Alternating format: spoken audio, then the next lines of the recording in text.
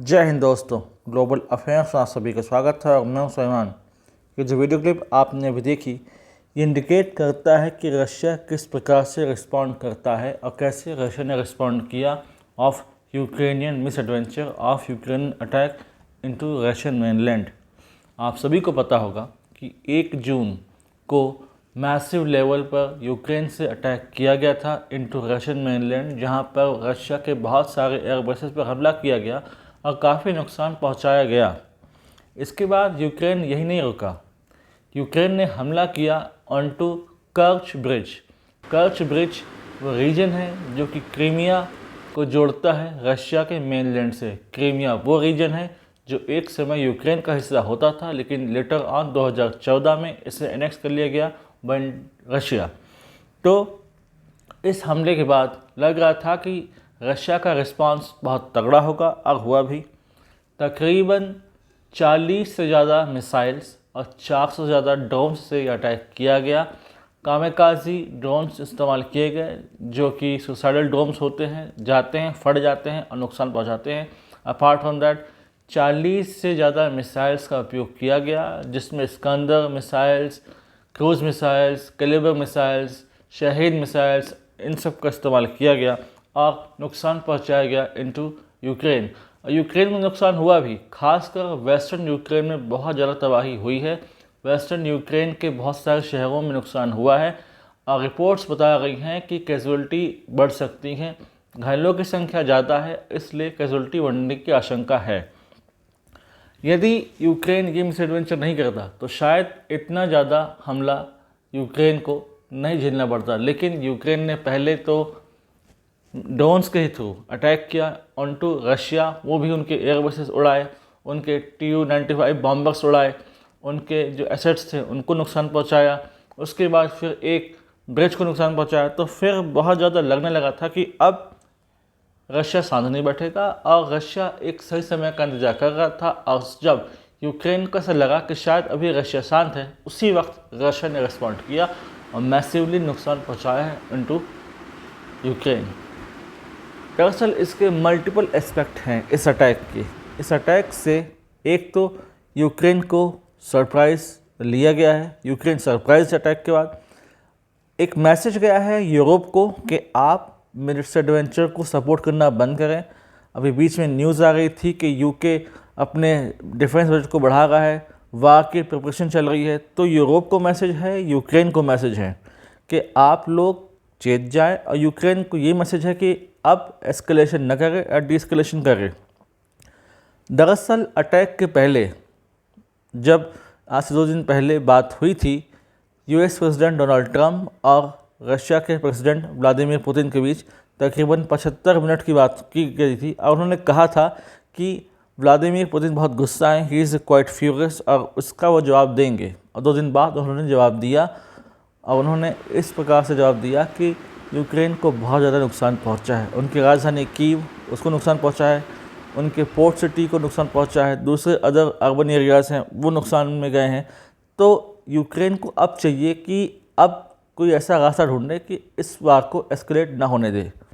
एक तो अभी रशिया यूक्रेन वार में अमेरिका न्यूट्रल हो गया है। अमेरिका उतना एक्सेसिवली सपोर्ट यूक्रेन को अब नहीं कर रहा जितना एक समय जो बिडेन एडमिनिस्ट्रेशन समय यूक्रेन को मिल रहा था सपोर्ट, आर्म्स का सपोर्ट, मनी का सपोर्ट, हर तरीके से सपोर्ट मिल रहा था। तो बहुत कॉन्फिडेंट थे ज़ेलेंस्की, उनको लगा कि वो लंबे समय तक इस वार को चलाते रहेंगे और अनगिनत समय तक चलता रहेगा और इसका अंत नहीं होगा। लेकिन अंत होना था और अब शायद उसका अंत की शुरुआत हो गई है।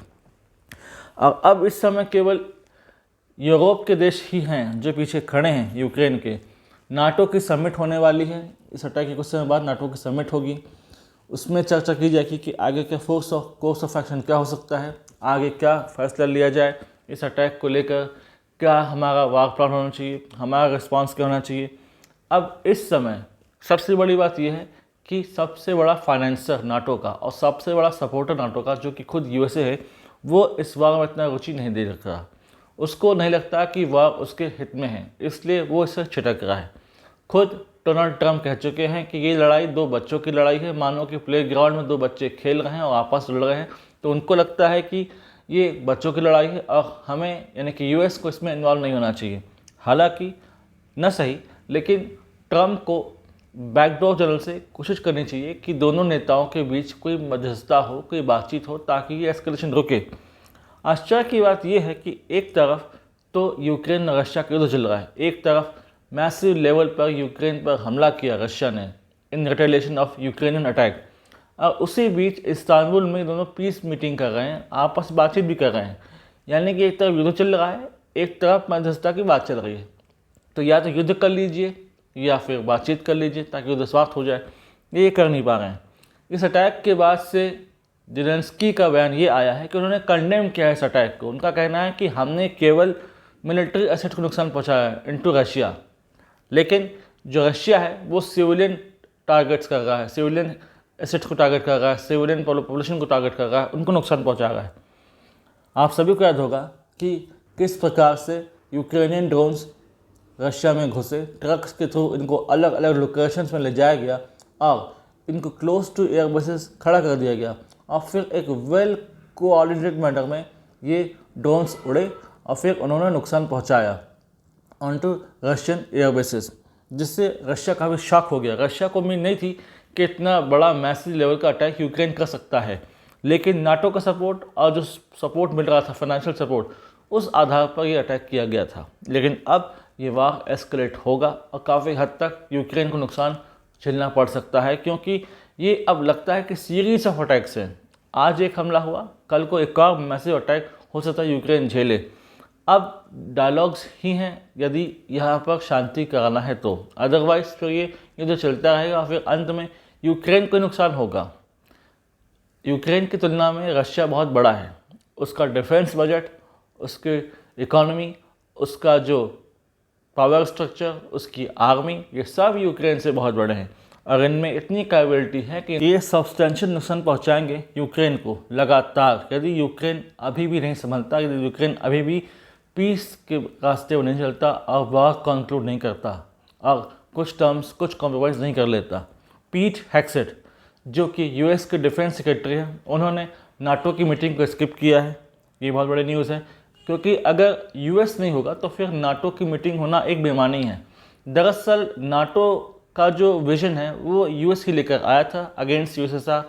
जब यूएसएसआर नहीं रहा तो फिर नाटो धीरे धीरे अप्रासंगिक होता गया, और ख़ासकर अब जब डोनाल्ड ट्रंप एडमिनिस्ट्रेशन के अंडर वहाँ के डिफेंस सेक्रेटरी नाटो की मीटिंग को स्किप कर रहे हैं, तो फिर नाटो अब यूजलेस हो जाता है, किसी मतलब का नहीं रह जाता। इसलिए कोशिश करनी चाहिए यूरोप को, कोशिश करनी चाहिए यूक्रेन को, नाटो को, कि वार को डी एस्केलेट कराएं और कोशिश कराएं कि अब बातचीत हो जाए, क्योंकि सिविलियंस मारे जाएंगे, अब मैसिव लेवल पर फिर अटैक होगा। तो कब तक और कितने लोगों की बलि देते रहेंगे यूक्रेन के राष्ट्रपति व्लादिमीर ज़ेलेंस्की अपनी जीत को लेकर। 3 साल से वार चल रहा है, कोई इसका क्रेडिबल सॉल्यूशन आया नहीं।